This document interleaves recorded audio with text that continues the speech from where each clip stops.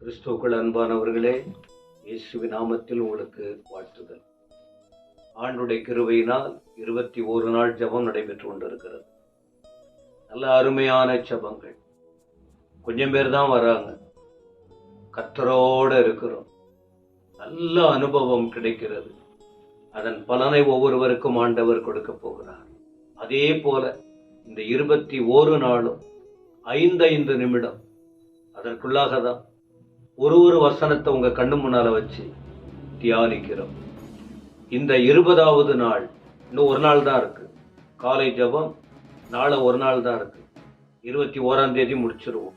அதன் பிறகு 40 நாட்கள் தொடர்ந்து 16ஆம் தேதி தொடங்கிட்டோம்.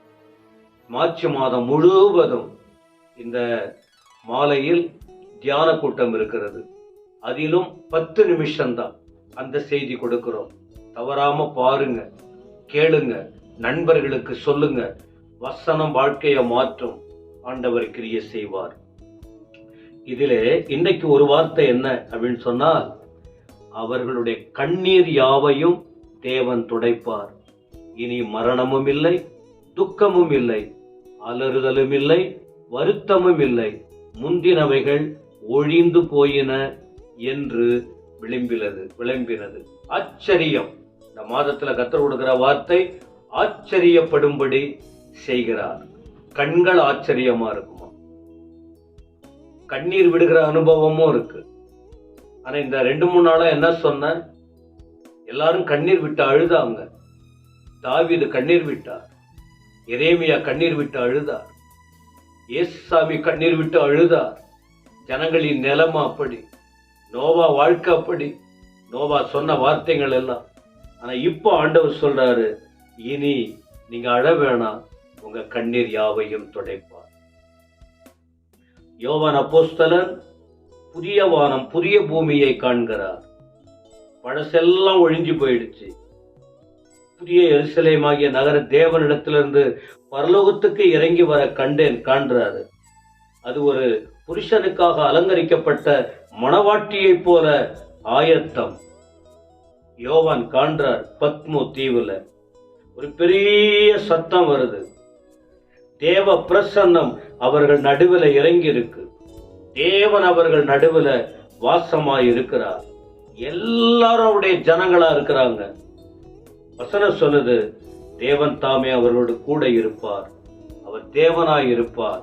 இருக்கிறது மட்டும் இல்ல, எல்லாருடைய கண்ணீர் யாவையும் துடைப்பார்.